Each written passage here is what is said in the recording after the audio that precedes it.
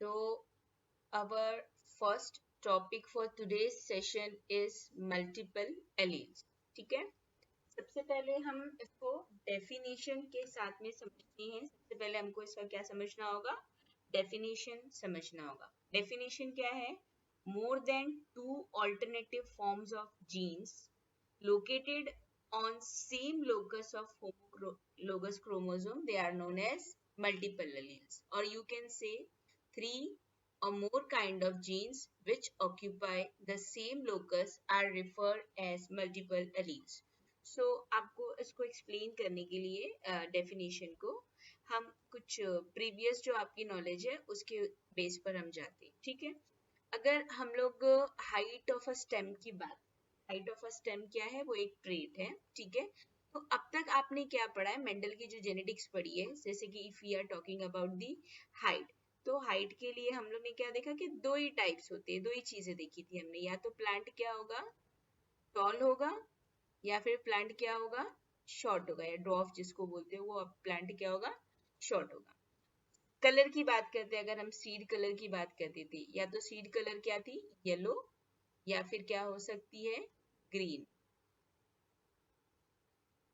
Okay, और if we are talking about the shape, positions, जो 7 pairs of contrasting characters हमने पढ़े हैं, तो उसमें सब में हमने क्या देखा कि दो ही ट्रेट से दो ही टाइप के जीन पढ़ रहे थे. The one was dominating and the another one was the recessive, और यही दो एलील्स जो थी, यही दो टाइप के जो जीन्स थे वो प्रेजेंट होते हैं. But there are few situations, कुछ सिचुएशंस ऐसी होती हैं जब ऐसा होता है कि एक ही पॉपुलेशन के अंदर, एक पर्टिकुलर पॉपुलेशन के अंदर कैसा होगा? दो से ज्यादा टाइप के एलील्स जो होंगे वो प्रेजेंट होंगे. जैसे कि आपको मैं एक और एक मतलब कहाँ पर होते कैसे, वो एक बार लोकेशन आपको समझ में आएगा, उसके बाद और बेटर वे में आप इसको अंडरस्टैंड कर पाएंगे.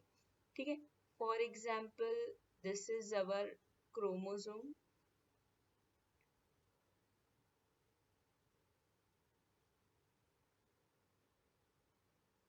and this one is also our chromosome.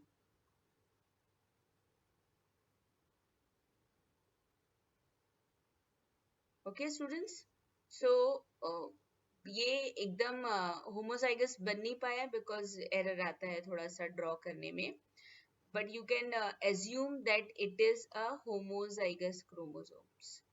It is a homozygous chromosome. ऐसा आपको क्या करना है? इसको assume कर लेना है कि ये दोनों homozygous chromosome है. होमोजाइगस किसको बोलते हैं? मैंने आपको ऑलरेडी बताया है. होमोजाइगस क्या होता है? जो कैसा होगा? स्ट्रक्चरली और फिजिकली जो होता है सेम क्रोमोसोम होते हैं. तो यहाँ पर ये एक पर्टिकुलर लोकेशन है, एक पर्टिकुलर लोकस है इस क्रोमोसोम में. ठीक है, यहाँ पर भी एक सेम लोकस है. तो इस दो लोकस पर जो होंगे जीन्स होंगे. ठीक है, जीन्स किसके लिए हो सकते हैं? अगर हम हाइट की बात करते हैं, ठीक है, हाइट का जो जीन होगा, ठीक है, तो वो दो टाइप के एलील्स होंगे. उसके हाइट के जो जीन्स होते हैं उसके दो टाइप के एलील्स हो सकते हैं. या तो वो टॉल हो सकता है या फिर शॉर्ट हो सकता है, दो ही हो सकता है. ठीक है, और अगर हम सीड कलर की बात करते हैं तो येलो या ग्रीन, यानी कि ये पर्टिकुलर लोकस पर जो जीन प्रेजेंट था उसके दो ऑल्टरनेटिव फॉर्म्स के क्या थे? एलील्स थे, दो टाइप के एलील्स थे, सेम लोकस पर ये होंगे. तो देर आर फ्यू सिचुएशंस जहां पर क्या होता है? दो से ज्यादा टाइप के एलील्स प्रेजेंट होते हैं जिसको हम मल्टीपल एलील्स बोलते हैं. The example of the multiple allele is ABO blood group system in human beings. ये यहाँ पर आपको एक चार्ट है, वो चार्ट से शो कर रहा है ABO ब्लड ग्रुप. ठीक है स्टूडेंट्स,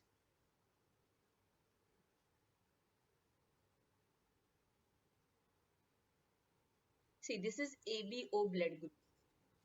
For ब्लड ग्रुप, ठीक है, जो जीन होता है उस जीन को हम लोग क्या करते हैं? आई लेटर से क्या करते हैं?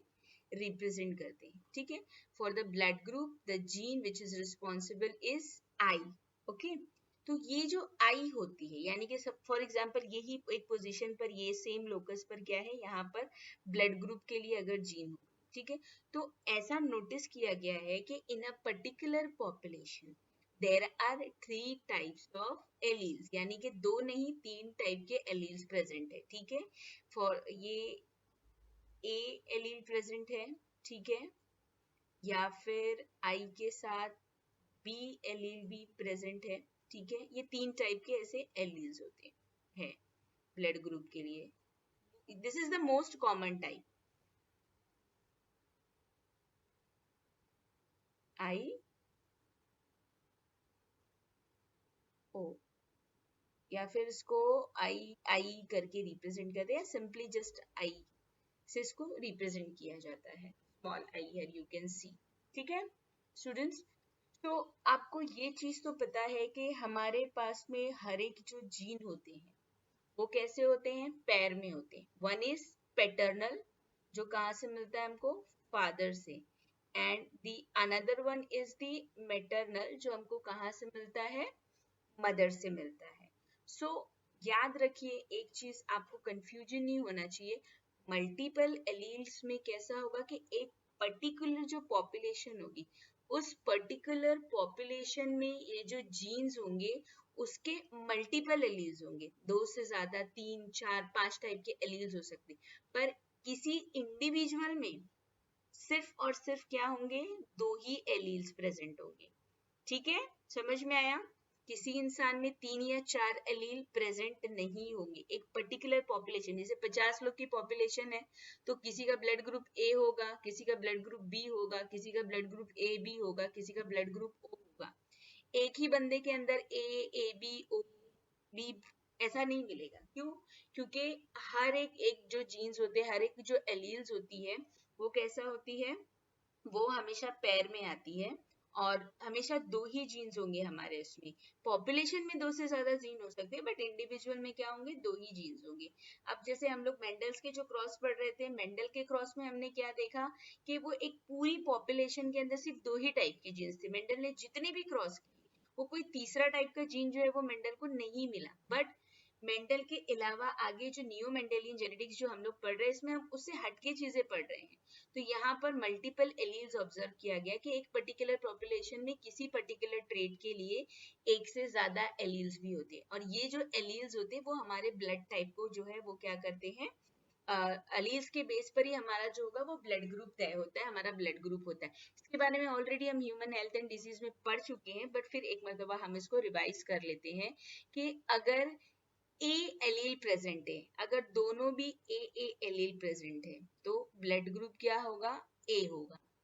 अगर दोनों एलील्स पैटर्नल एंड मैटरनल, जो ये 2 एलील्स है, एक ए है एक बी है, तो ये जो है ये वाला कोडोमिनेंस की एग्जांपल शो करता है, आपका ब्लड ग्रुप ए बी होगा। कोडोमिनेंस क्या होता है आपको पता है ना, जहां पर दोनों ही डोमिनेंट हो और दोनों अपने आप को क्या कर रहे हो, एक्सप्रेस कर रहे हो। सो यहाँ पर आपको ये जो एलील दिख रहा है, ठीक है, कितने टाइप के एलील है यहाँ पे, आई ए आई बी एंड आई, ठीक है। तो आई ए एंड आई बी जो है ये कैसा है, डोमिनेटिंग है, और दूसरा जो आई है, ठीक है, ये रेसेसिव होता है। अगर I A and I B present होंगे तो आई जो है, जो रेसेसिव है, ये कभी भी अपने ट्रेड्स को क्या है, एक्सप्रेस नहीं कर पाएगा। रिमेंबर दिस कि ये रेसेसिव है, बाकी ये दोनों क्या है, डोमिनेंट है। तो ये वाला जो पेयर आपको दिख रहा है ये कैसा मिल गया आपको, codominant. If one gene is one allele is A और other allele is recessive, जिसको सिर्फ स्मॉल आई से हम रिप्रेजेंट करते हैं, तो यहाँ पर ये ब्लड ग्रुप विल बी ए, ठीक है। आई बी तो यहाँ पर बी होगा, आई बी एंड आई ये रेसेसिव है तो ब्लड ग्रुप क्या होगा, बी। तो आई के लिए ब्लड ग्रुप क्या होता है, ओ। इसके बारे में डिटेल जो है हम ऑलरेडी पढ़ चुके हैं ह्यूमन हेल्थ एंड डिसीज में। अगर किसी को उस डिटेल को देखना है, उस डिटेल को पढ़ना है, तो वो प्रीवियस वीडियो को देख सकता है। यहाँ पर हम सिर्फ किस चीज के बारे में फोकस कर रहे हैं, मल्टीपल एलील के ऊपर फोकस कर रहे हैं। तो मल्टीपल एलील में क्या देखा हमने कि एक पर्टिकुलर लोकस के ऊपर, ठीक है, जैसा मेंडल की जेनेटिक्स में कहा जाता था, मेंडल की जेनेटिक्स में क्या कहा जाता था कि on a particular for a particular trait सिर्फ दो ही टाइप के जीन्स होते हैं, दो ऑल्टरनेटिव फॉर्म्स के जीन होते हैं, एक डोमिनेंट होता है, एक रेसेसिव होता है।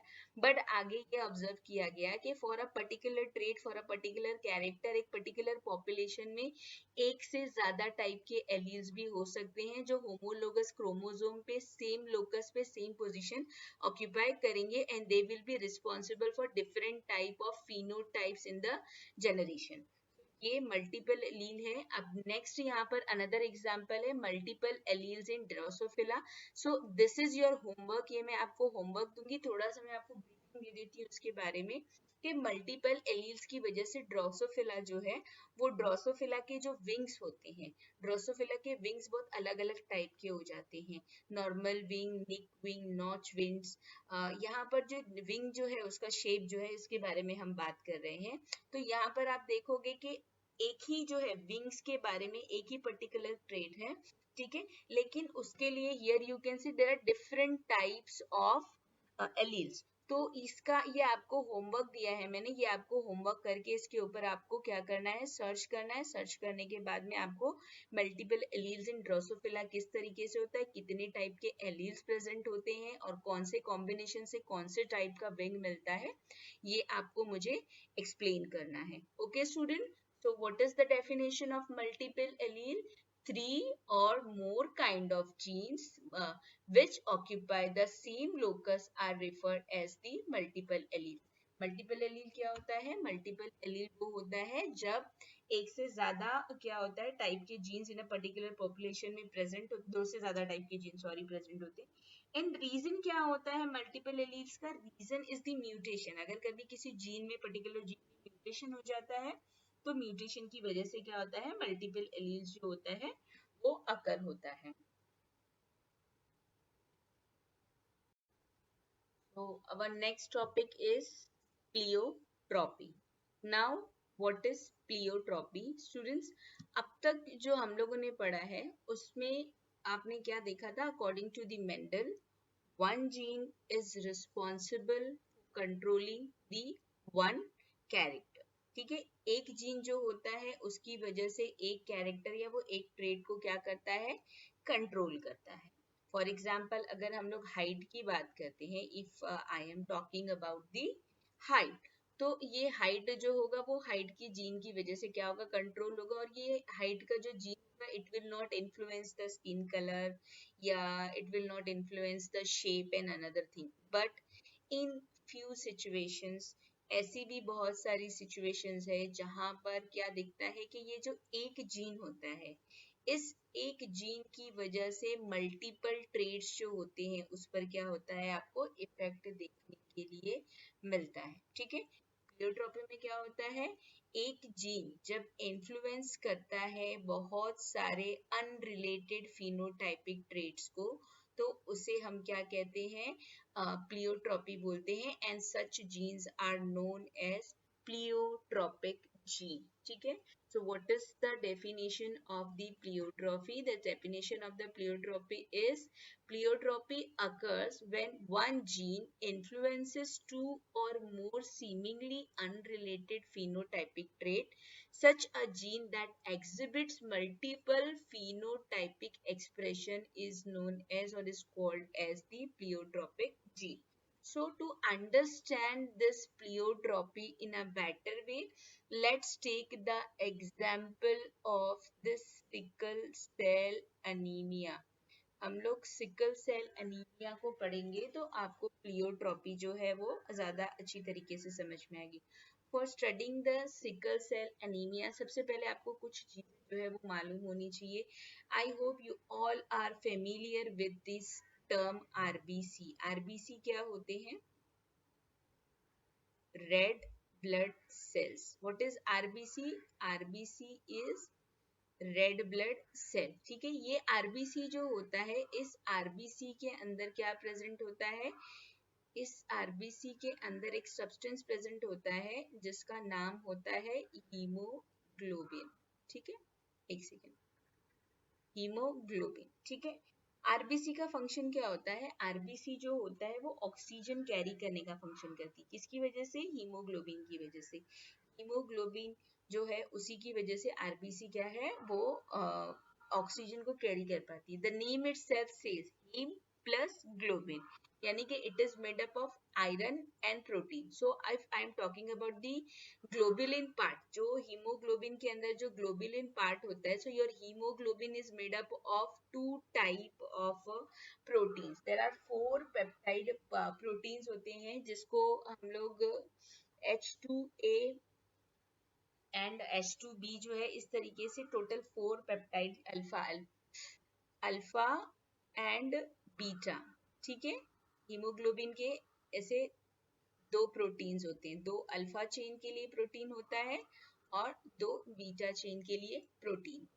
सो what is happening in the sickle cell anaemia? ये नॉर्मल फंक्शनिंग के लिए क्या होगा, ये दोनों चारों चेन जो होंगी वो कंबाइंड होती है और नॉर्मल फंक्शन होता है. But what is happening in this sickle cell anaemia? ये जो बीटा चेन होती है, one of the beta chain, ये बीटा चेन जो है ये एक क्या है, ये एक पॉलीपेप्टाइड चेन. पॉलीपेप्टाइड चेन किसकी बनती होती है, आपको पता ही होगा. Polypeptide chain is made up of amino acid. ठीक है, तो इस तरीके से हम लोग अमीनो एसिड जो है ड्रॉ कर लेते हैं. There are 7 amino acids.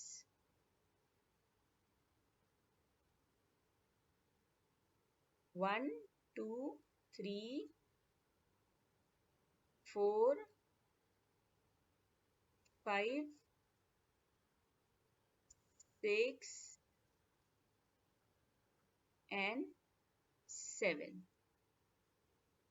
So this beta globulin is made up of, या जो हीमोग्लोबिन की जो बीटा चेन होती है उसमें 7 अमीनो एसिड्स होते हैं.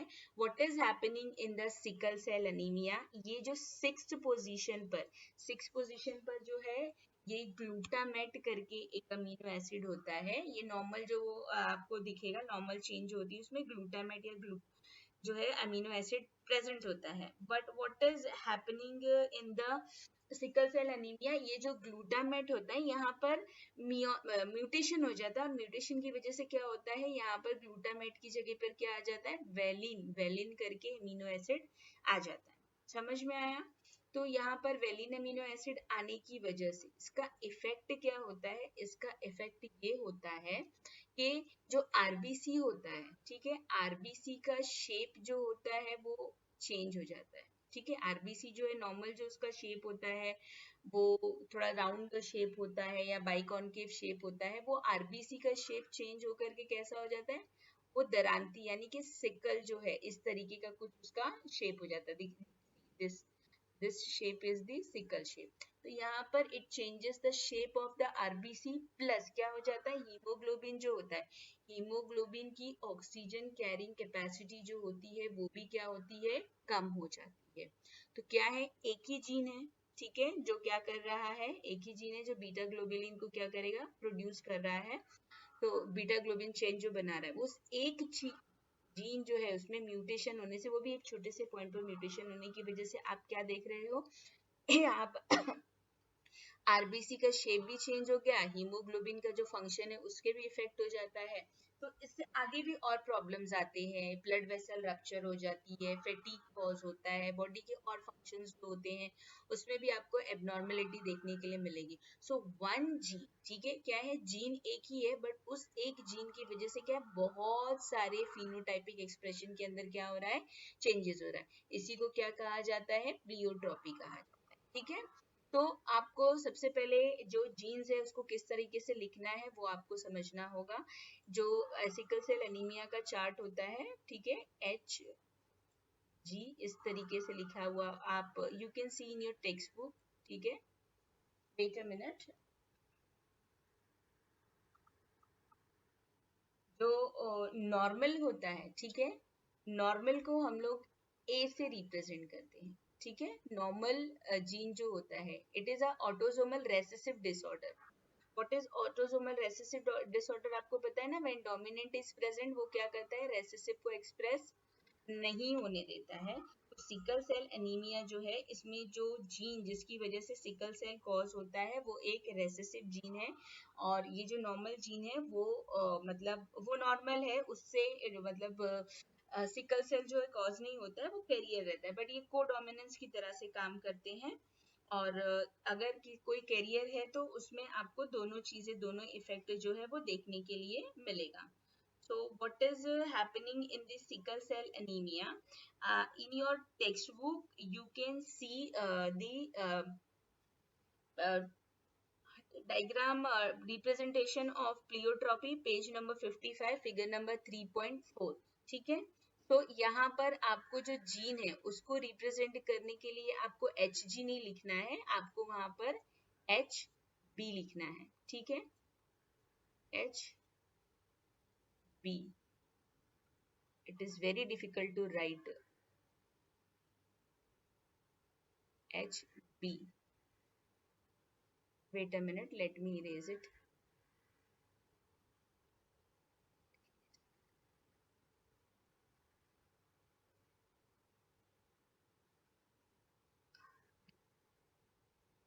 The gene HB. The normal. ठीक है, अगर नॉर्मल जीन है तो उसको हम लोग कैपिटल लेटर A से रिप्रेजेंट करते हैं. And for the sickle cell, ठीक है, सिकल सेल अगर है तो उसको हम लोग S से रिप्रेजेंट करेंगे, HB and S. This one is dominant and this one is recessive. If a person is having, जैसे आपको पता है हमारे पास हर एक इसके लिए कैसे होते हैं, दो जीन होते हैं, एक पैटर्नल होगा, एक क्या होगा, मेटर्नल होगा. तो अगर किसी पर्सन के अंदर HbA दोनों जीन है तो वो क्या होगा, नॉर्मल होगा. यहाँ पर आप देख सकते हो. अगर किसी के अंदर इनका कॉम्बिनेशन है HbA एंड HbS तो वो कैसा होगा, वो कैरियर होगा. और जो डिसीज पर्सन होगा उसमें कैसा होगा, HbS एंड HbS दोनों कैसा होगा, दोनों रेसेसिव जीन होगा, तो वो डिसीज पर्सन होगा. नॉर्मल में आरबीसी पूरे नॉर्मल होंगे, बीटा ग्लोबिन पॉलीपेप्टाइड चेन बिल्कुल बराबर होगा. कैरियर में कैसा होगा कि कुछ जो होगा वो नॉर्मल होगा और कुछ जो होगा वो सिकल सेल होगा. तो the person who is carrier वो सरवाइव कर सकता है, लेकिन थोड़े बहुत उसको प्रॉब्लम्स होते हैं, जैसे कि फैटिक बहुत जल्दी होती, कोई भी फिजिकल मस्कुलर एक्टिविटीज अगर वो करते हैं, जो the person who is suffering from the sickle cell anaemia, तो वो बहुत जल्दी थक जाते हैं, क्योंकि आरबीसीज जो होते हैं उनकी ऑक्सीजन कैरिंग कैपेसिटी कम हो जाती है, ब्लड वेसल्स वगैरह थोड़ा रप्चर वगैरह होते हैं, तो जिसकी वजह से वो बहुत जल्दी से क्या होते हैं, थक जाते हैं. ठीक है. और जो डिसीज पर्सन होते हैं, डिसीज पर्सन में सारे ही जो सेल्स होंगे, क्योंकि दोनों जीन्स कैसे हैं, वो डिफेक्टिव है या रेसेसिव है आप कह सकते हो, तो सारे सेल्स जो रहते हैं वो कैसे रहते हैं, वो सिकल शेप के रहते हैं. और ये पर्सन जो होता है जिनके अंदर डिसीज होता है वो यूजुअली जो है वो सरवाइव नहीं कर पाता है और उनकी डेथ हो जाती है. कैरियर जो है वो सरवाइव कर लेते हैं विथ फ्यू एबनॉर्मेलिटी, आप देख सकते हो कि कुछ थोड़े बहुत प्रॉब्लम से सरवाइव कर सकते हैं. ठीक है. बट इनको एक बेनिफिट होता है, the carrier of the sickle cell anaemia is having one benefit. उनको ये बेनिफिट होता है कि इनको कभी मलेरिया नहीं हो सकता. मलेरिया क्यों नहीं हो सकता, बिकॉज इनका जो आरबीसी होता है वो सिकल सेल शेप का होता है. तो ये सिकल शेप का जो आरबीसी होता है इसके ऊपर मलेरिया के जो प्रोटोजोअन्स होते हैं, प्लाज्मोडियम होते हैं, वो सर्वाइव नहीं कर पाते, तो इनको मलेरिया नहीं होता है. नॉर्मल पर्सन जो होता है उनका आरबीसी नॉर्मल होता है, तो इनको मलेरिया होने के चांसेस होते हैं. तो यहाँ पर आपकी टेक्स्ट बुक में जो डायग्राम दिया हुआ है पेज नंबर 55 पर ग्राफिकल रिप्रेजेंटेशन दिया हुआ है कि पेरेंट के अंदर एक सिकल सेल कैरियर है और दूसरा जो है वो भी सिकल सेल कैरियर है. ठीक है. तो ये आपका ये होमवर्क है, आपको ये चार्ट, जैसे मेंडल के चार्ट्स आप और कर चुके हैं, तो आपको मुझे ये करके एक्सप्लेन करना है कि क्या रेशो मिलता है. और आपको और दूसरे क्वेश्चंस भी लेने हैं इसमें, जैसे कि आपको मेल पेरेंट को नॉर्मल लेना है, फीमेल पेरेंट को करियर लेना है, और फिर उसके चार्ट जो है वो करके आपको मुझे एक्सप्लेन करना है और मुझे व्हाट्सएप पे सेंड कर देना है.